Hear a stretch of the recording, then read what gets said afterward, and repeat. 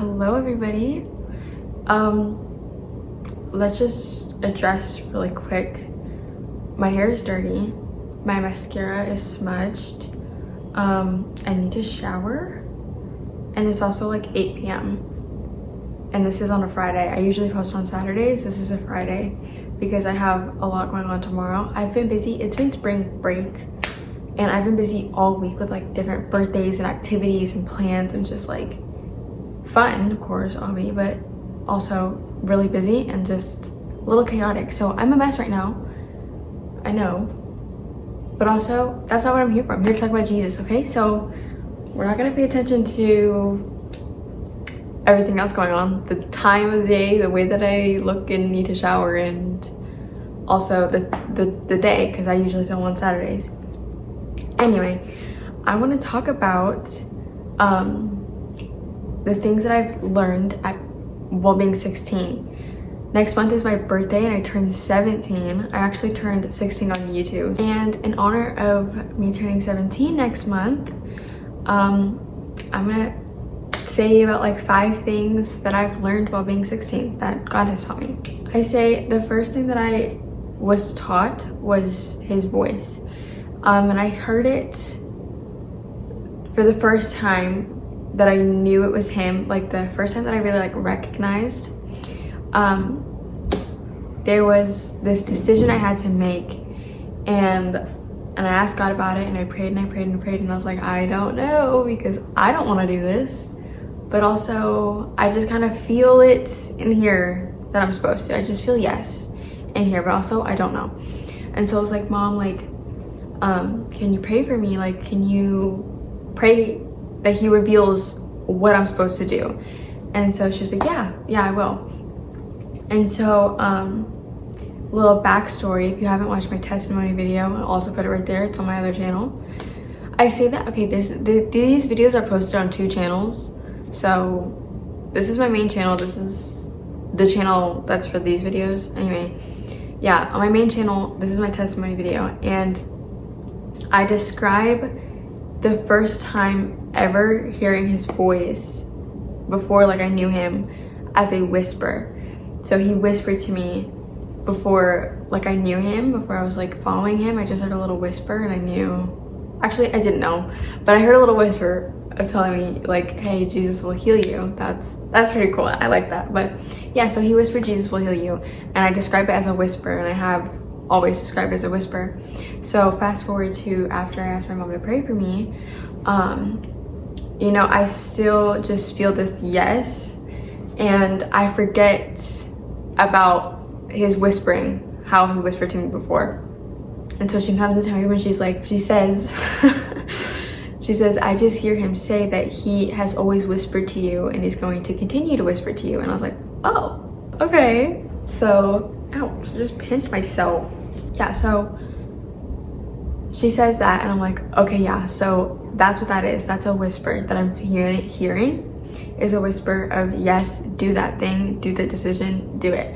And so I was like, okay, that's, wow, okay. And so now I know how to hear his voice and what that sounds like for me specifically, because it's how he chose to speak to me.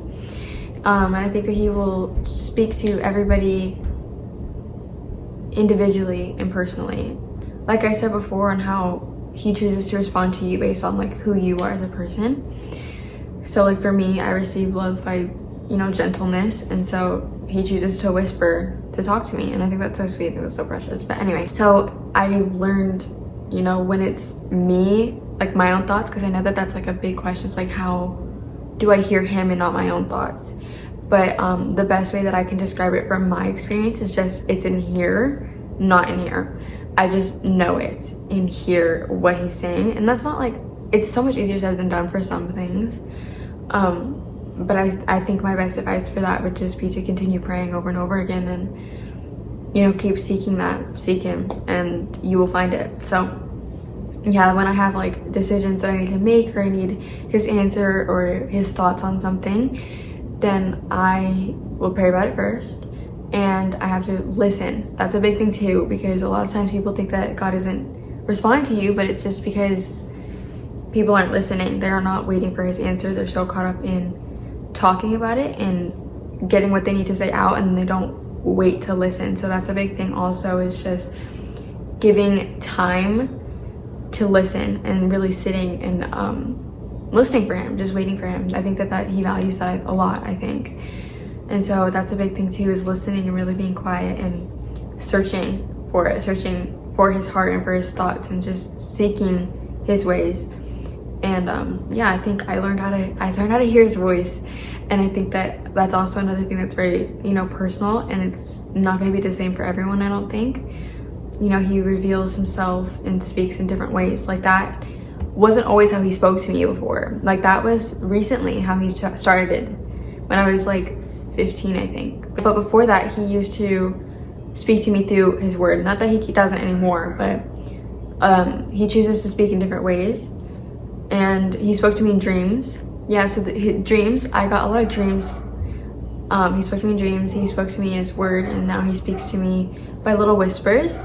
And so, you know, not that he doesn't anymore, he still does, but like I said, it's just different for everybody. So seek it out, go find out for yourself. It's fun to find out, and it's fun to walk and to search. But yeah, I think that's one, is hearing his voice. And then number 2 is kind of along, was it? I don't know. I just know I talk about things, and I don't know when I talked about it, but it goes along with my story about that guilt story that I have about, you know, this one thing that was happening in the summer, and I was really guilty, and just, yeah. So that would be the fact that he already knows, because I can remember I really just wanted to hide. I wanted to run, and I wanted to hide, and I didn't want to talk to him, because I was like, you must hate me right now. I don't want to talk because I don't want to disappoint you. And like he was just like, Ava, like, I already know. Like, I already knew. He's like, I already know. I already knew what you were gonna do before you did. I already know what's going through your heart and your mind. I already know, and that's why I died for you. And yeah, I think that was a big thing for me too, is being a perfectionist when it comes to this, because I really love him and I really care, and I don't want to disappoint him. But he's not disappointed, because he already knew that I was going to do it anyway. And that's the point, you know. Like, if you think about it, he sees, you know, we're all sinners, we all fail.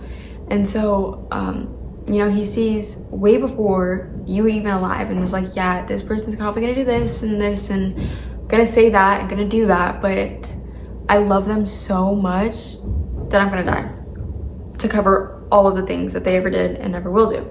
And so I think that was like, yeah, obviously I knew that, but when it came down to like, do I know that? Do I understand that? Do I accept that? Because it wasn't just okay, you died for me and now I'm gonna be perfect, but you died for me and it's a continuous thing, and you forgave me over and over again. So he already knows what's going in my heart, in my mind, and my thoughts. So I had to learn that and be okay with that, to know, okay, you already know, and you already love me, you choose to love me, you choose to stay committed to me, and you're not mad, and you died for me. So why am I hiding? Why am I running? You know, you already know.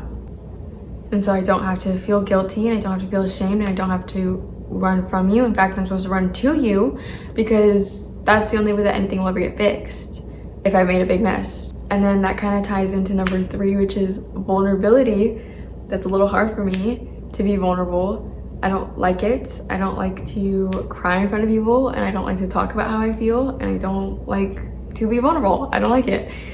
But there's this thing going on, and this was buried deep in here, okay? There was some deep hurts, some deep roots from childhood, and I was like, God, like, I can't let you in there, sorry.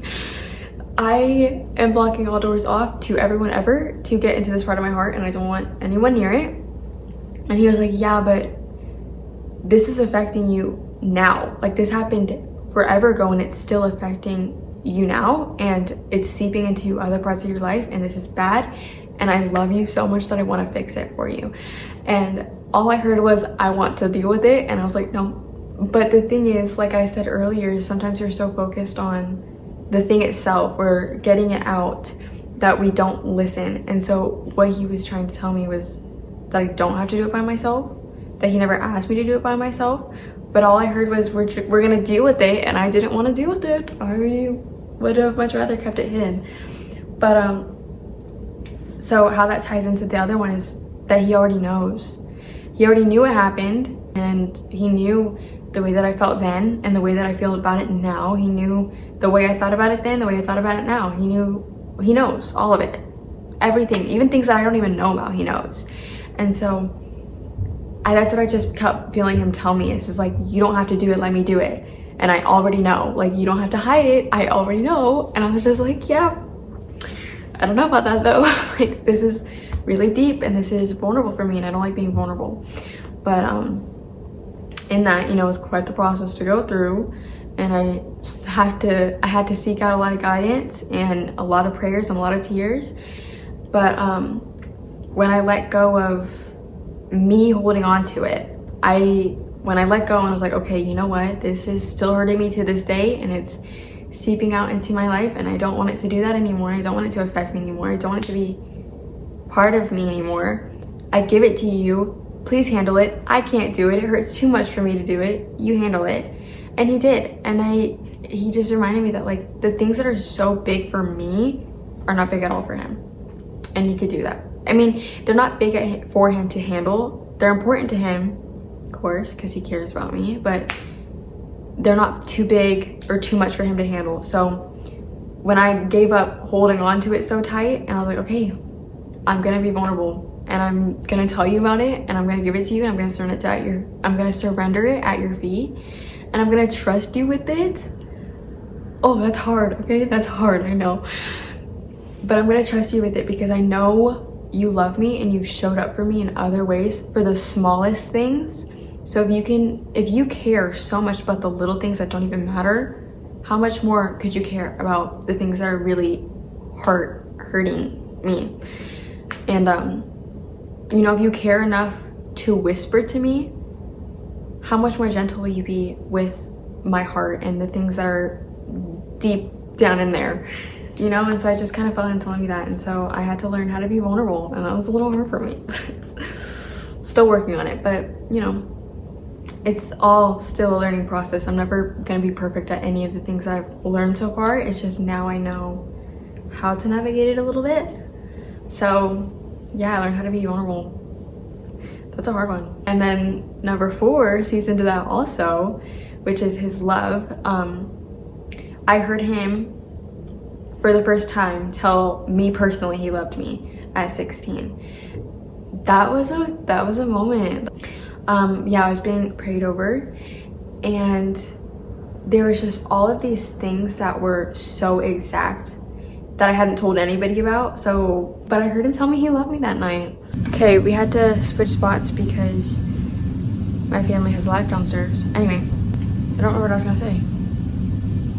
Not only did I hear him tell me that he loved me for the first time, but I also had him show up in all the little ways, because there's these little things that just are so him, you know, because he just cares. So I learned that too is just his love, and that what's important to me is also important to him, and that he cares more than I do about things. So yeah, his love was a pretty big one that I learned.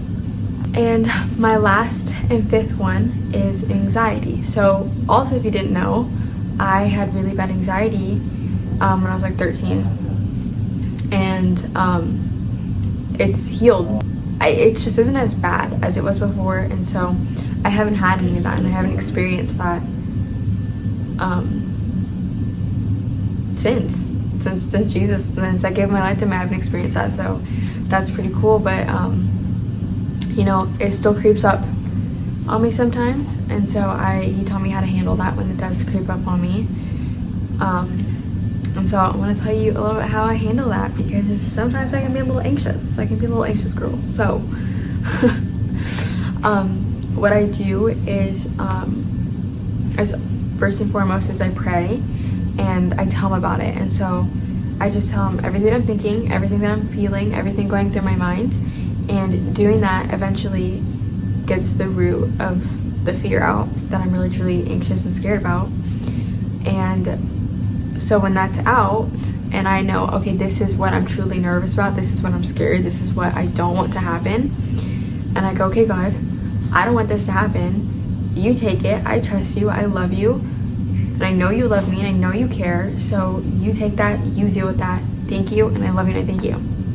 And then I go and I mind my business and I surrender at his feet, so I don't try my best not to think about it. I try my best not to sit in it and work myself up about it. And I focus on my breathing a lot, try to calm myself down. And because, like I said, he cares more about things than I care, and he cares about things more than I care about them. You know, I know he'll work it out, and I know that he knows every possible outcome. He takes everything that I feel and think into consideration. And so I know and I have trust in him that he loves and he cares about me, and that he cares about what I'm scared about and cares what I have anxiety about. And I trust that he will work that out. And so that's like so much easier said than done, because obviously I will be 17 next month and I have really bad anxiety at 13. So that took me a while to learn, okay? It took me a little bit to learn how to do that. But yeah, I mean, it's hard. Anxiety is a hard thing to learn how to navigate, but everything that I've learned comes from him and what he's taught me and he's showed me and spoke to me. And so I think that's really cool, because most people, you know, have their testimony for later on in life, and obviously it's beautiful. Every testimony is beautiful, and you know, all glory to God for each and every one of their testimonies. But for mine specifically, I value very much the things that he's given me, the things that he's blessed me with, the things that he's taught me, and the knowledge that he's given me, and the wisdom. All of that, I feel so grateful and blessed that he's given me that at 16. Oh, okay, thanks. And I love that, and I thank him for that. I really do, because I think it's beautiful, and I can't wait to know all the other things that he's going to teach me along my life if I was taught this just at 16. So yeah, that's today's love letter about 5 things that God has taught me at 16. Maybe I'll do one for when I'm 17 and about to turn 18. But yeah, that's my little love letter episode today. I hope that it spoke to you. I don't really know, I'm just giving a little testimony here about the things that I was taught. So I hope that it spoke to you, and I hope that, you know, maybe you learned something, maybe, I don't know. That's for you and God to find out. But yeah, thanks for coming around this long and for listening to me speak. And I will see you guys next Saturday. And I hope you all had a great spring break. Love you. Bye.